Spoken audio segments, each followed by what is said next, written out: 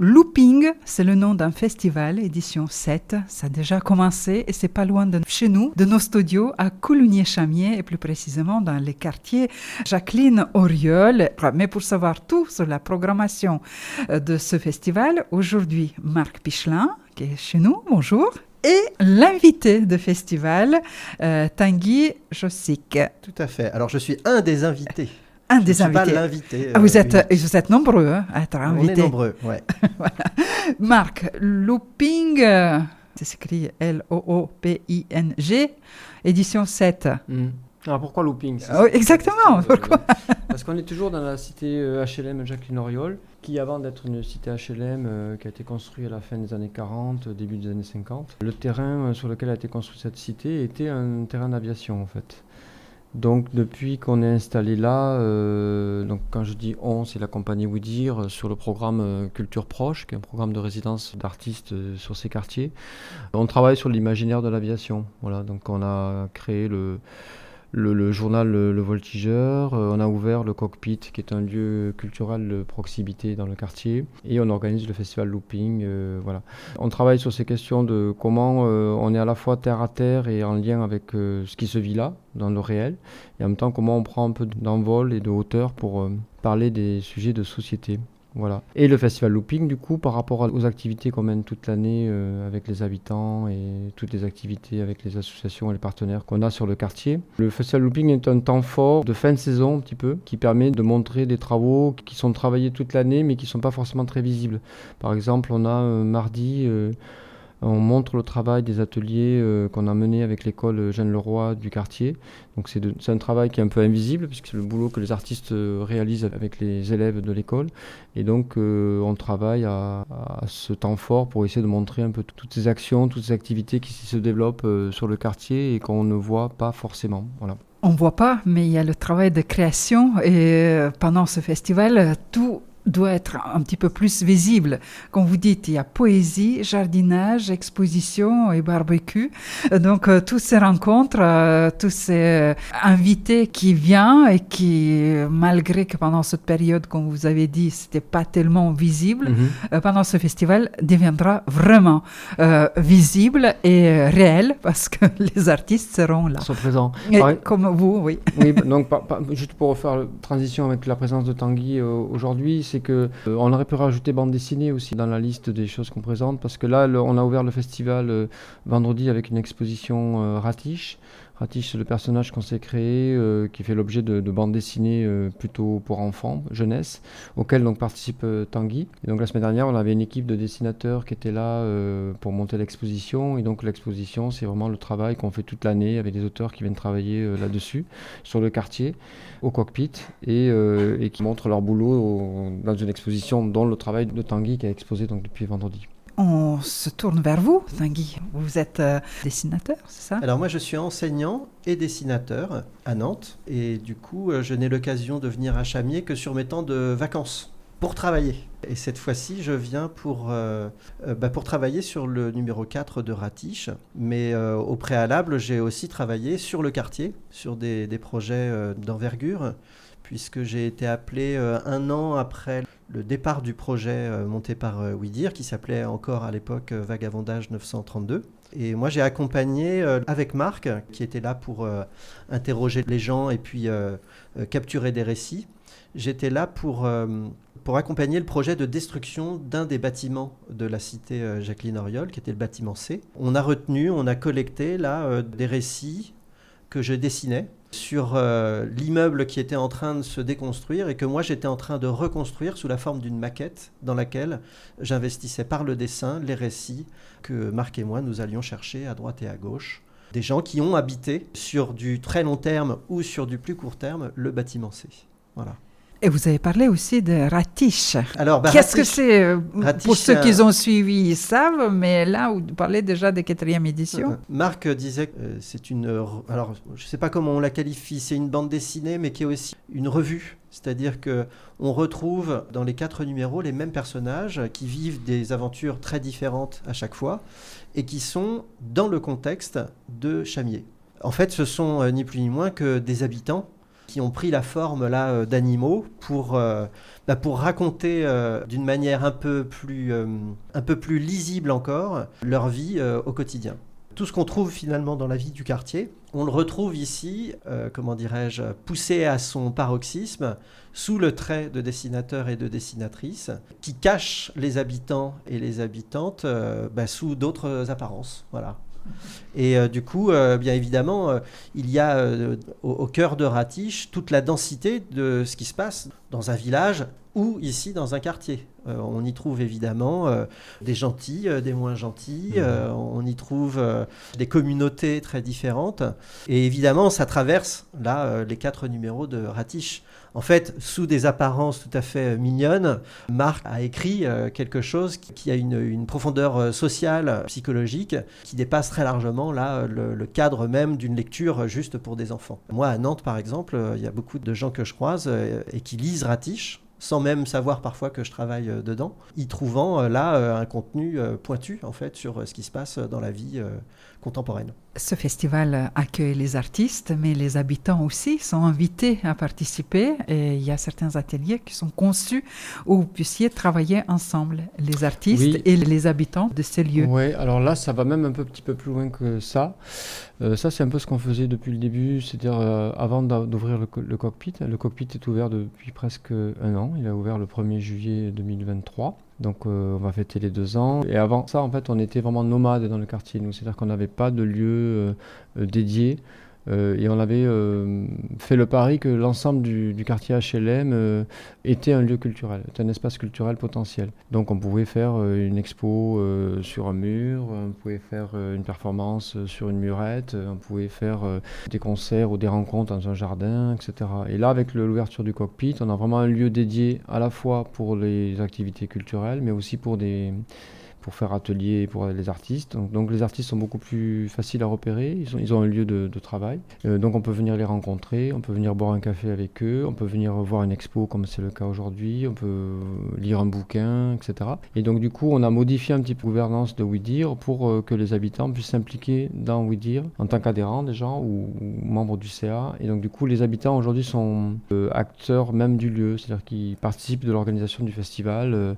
Des fois c'est juste des choses un peu physiques parce qu'il faut trimballer des chaises ou coller des affiches, mais ils participent aussi de l'accueil des artistes, du montage des expos, voilà, et puis de la réflexion autour de comment on mène un festival comme ça, une activité culturelle dans un quartier de ce type-là.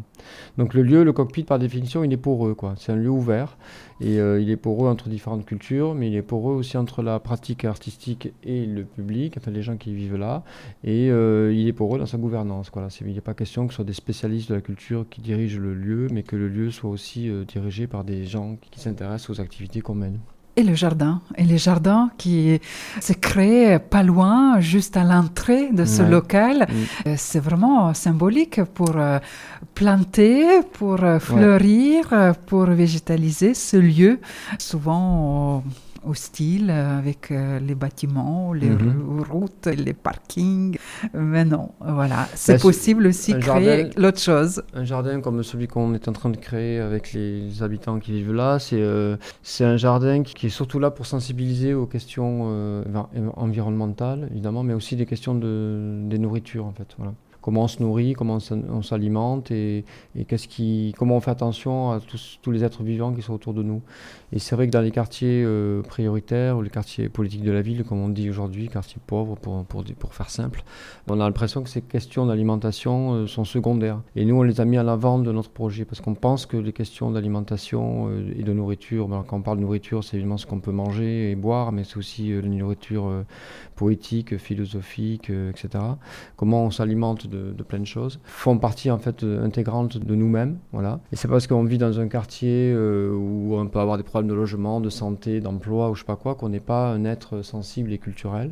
Et donc on peut être sensible à son environnement, à ce qu'on mange, à ce qu'on boit, à la qualité de la rencontre qu'on fait avec les uns et les autres. Et donc nous on travaille autour de ces questions-là. Donc c'est un jardin qu'on n'impose pas, c'est pas un jardin qu'on a pensé en amont et qu'on essaye d'installer. C'est un jardin qui se construit au jour le jour depuis 1 an et demi, qui est éphémère parce qu'il va être entièrement démoli quand le programme de rénovation urbaine va s'intéresser au paysage, enfin à l'espace paysager. Et on travaille avec cette provisoire et cet éphémère à à essayer de planter des rosiers, planter des radis, planter des tomates, des haricots, et effectivement améliorer un petit peu notre espace extérieur qui est souvent dégradé parce que pas pris en compte, quoi. Voilà. Si on revient dans ce festival Looping, vous sera pas que le jardinage, il y a aussi les expositions, comme vous avez dit de ce soir, mais aussi il y a les autres invités. Peut-être, Marc, vous pouvez rapidement dire qui vous avez invité, qui seront les artistes présents pendant ce festival. Donc, dans cette idée de faire d'un festival comme Looping un moment de temps fort qui permet de mettre en avant le travail qu'on fait toute l'année, là on s'est appuyé à la fois sur le travail que fait l'équipe de Ratiche, mais aussi on a un artiste qui s'appelle Fafa de Bègle, qui nous vient de Bordeaux et qui est installé à Périgueux depuis moins de 6 mois et qui découvre le Périgord. Voilà. Il se trouve que c'est un artiste qui fait du dessin sur le motif, donc plutôt du dessin d'observation, beaucoup. Donc il est arrivé dans le Périgord et puis il marche et puis il dessine les rues de Périgueux, les rues de Chamiers, des fois il va un peu plus loin, les paysages. Voilà. Il découvre notre région par le dessin.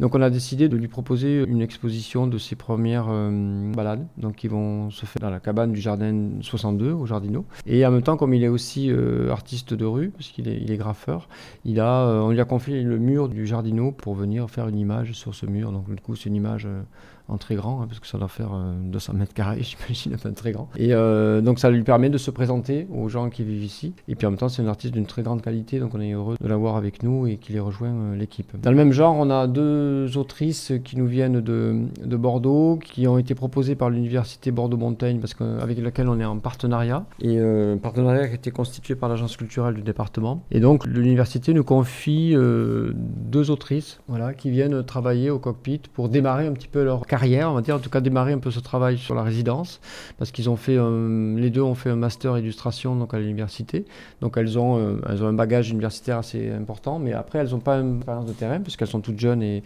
toutes jeunes diplômées. Et donc du coup le cockpit leur permet de venir commencer à travailler sur ce type de proposition, c'est-à-dire en gros comment on travaille dans une relation avec le réel et avec un territoire. Projet territoire, on dit de façon un peu simple aujourd'hui. Et donc du coup, elles ont déjà passé un petit peu de temps avec nous cette année et elles viennent faire une exposition Premier Pas, où elles vont toutes les 2 assembler leurs images. Et donc elles ont une partie du cockpit dans laquelle elles vont venir exposer et montrer leurs premiers travaux. Voilà, ça ce sera vendredi soir. Oui, et le festival se termine 27. Ouais, avec un spectacle qui est donc dans le jardin, parce que le jardin, on l'a aussi aménagé pour accueillir ce spectacle sous forme de guinguette provisoire et végétale. Donc on a un plasticien qui est Joël Thépeau, qui est aussi jardinier, qui aménage cet espace avec les habitants. Donc il y a un espace de jardin, mais aussi un espace scénographique, un espace de sculpture, d'art plastique. Et donc on va jouer des textes de Marion Renaud, qui est aussi une poétesse qui est avec nous là, et avec qui on a démarré un projet de réflexion autour de ce jardin, de l'écriture à partir de la parole des habitants. Et donc elle a écrit un texte qu'elle va dire vendredi soir, et moi je fais la musique donc du spectacle. Donc tous les 3 vont présenter ce qu'on travaille depuis 6 mois avec les habitants, qui sera la conclusion du festival, la clôture. Enfin la clôture, ce sera plutôt le barbecue qui suivra, mais voilà. C'est ça la marque, convivialité, rencontre, échange et la création qui peut venir des artistes confirmés et des citoyens. On prend un festival au sens étymologique aussi, hein. Pour nous c'est un festival avec une programmation artistique et une proposition culturelle, mais c'est aussi festif par définition, et on essaie de voir comment on crée aussi du festif dans des espaces où il y en a peu en fait. Et vous, Tanguy, quand vous venez ici en Dordogne, dans ce quartier, est-ce que vous voyez quelques particularités de ce quartier, Jacqueline Auriol? Moi, je suis, dès la première fois, venu sur le quartier. En fait, la première fois que je suis venu sur Chamiers, j'ai même pas été à Périgueux. C'est-à-dire que, pour moi, le Périgord, c'était Chamiers jusqu'à un certain moment. Bien sûr que j'y vois des particularités, des singularités. Moi, j'ai vécu dans des quartiers à Nantes. Et ici, on est vraiment dans quelque chose de dur à vivre. Moi, je suis content d'y venir très régulièrement. Mais y vivre au quotidien, je pense que ce serait très dur pour moi. Du coup, j'y vois aussi un rapport très privilégié avec les habitants, les habitantes du quartier. Peut-être dans mon propre quartier, j'aurais du mal à nouer, parce que du coup, d'être sollicité de toutes parts et en permanence, ça peut à un moment être épuisant dans une vie quotidienne. Là, moi, je sais que quand je viens à la fois comme un mercenaire, j'y viens aussi pour retrouver des amis, des habitants auxquels on s'est attaché et avec qui on a des conversations à poursuivre. Moi, j'y vois un quartier qui s'ouvre de plus en plus par la présence des artistes. C'est vraiment notable, c'est-à-dire que les premières fois où je suis venu, j'avais l'impression que les gens me dévisageaient. Moi, j'ai commencé par prendre des photos dans le quartier et du coup, on me demandait si j'étais policier, si j'étais flic, qu'est-ce que je faisais là. Et puis évidemment, à force de venir, à force de parler, eh bien, on sent que les gens s'ouvrent, ils ont moins peur. Et puis moi, pareil, hein, de la même manière, je m'ouvre, je suis moins face à mes peurs, à des peurs ancestrales.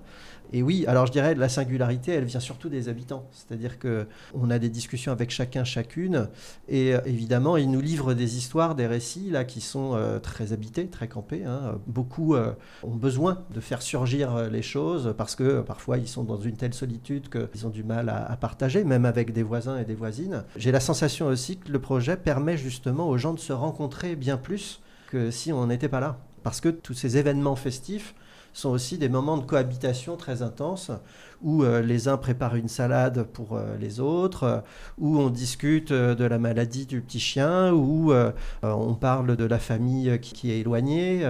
Donc oui, effectivement, moi je sens bien que à la fois notre rôle à nous d'artistes, il a pour une fois du sens, c'est-à-dire qu'on n'est pas juste à étaler de l'ego en surface d'une toile ou d'un papier, parce que justement on permet ces rencontres. On fait tomber aussi quelques présupposés. Moi, j'ai vu des habitants du quartier qui certainement votent pour des politiques qui refusent le contact avec l'étranger. J'en ai vu ici qui rencontraient les étrangers et qui certainement ont changé un petit peu leur vision aussi du monde. Et je pense que le lien qu'on crée ici, c'est avant tout ça, quoi. C'est une passerelle entre des communautés différentes, entre des générations aussi différentes. Voilà, les jeunes rencontrent les moins jeunes. Je pense que ça, c'est une volonté forte dès le départ du projet, quoi, de travailler avec les écoles, de travailler avec les gens qui débarquent sur le quartier, qui viennent de l'étranger et qui sont en transition vers un ailleurs, et puis des gens qui sont là depuis des années et des années sur le quartier et qui voient évidemment des changements qui s'opèrent parce que la société change. Il n'y a pas que le festival, ils sont tous les jours là. Tout à fait. Et Cockpit est ouvert, comme vous avez dit, c'est un lieu de rencontre, d'échange et de création. Merci d'être venu, d'avoir trouvé le temps de monter la colline jusqu'à nos studios. Bon festival et bonne continuation et que toutes ces rencontres et les projets se poursuivent. Ce qu'on peut juste signaler, mais peut-être tu vas le redire, c'est que en fait, toutes les manifestations sont gratuites. Donc on peut venir assister à tout sans rien débourser. Et en plus, on peut voir plein de choses différentes, rencontrer les personnes merveilleuses et magnifiques. Et bon festival. Merci à vous deux, à Marc Pichelin et Tanguy Jossic. Merci beaucoup. Merci.